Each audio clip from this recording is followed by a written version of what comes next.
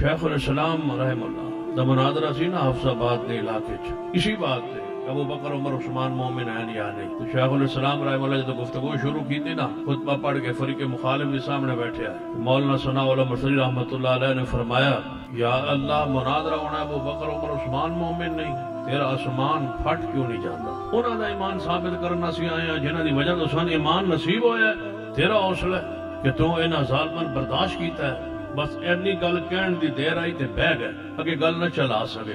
فرما میں اپنا ٹائم ہی فریق مخالف نو دینا مناظر نو وہ گفتگو کرے دلائل دے میں گل شروع ہوئے.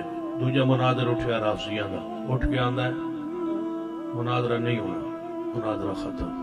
ابو بکر عمر عثمان دے ایمان وچ کوئی نشان مناظرہ نہیں ہونا. وہ جڑے اپنے جماعت دے حواری گئے اور سارا کہ تینوں کی ہو گیا آندا پیچھے ہٹ جاؤ آسمان پھٹ جاسی یہ زمین شک ہو جاسی. اینج زمین تو میں پھٹدی نظر آندی.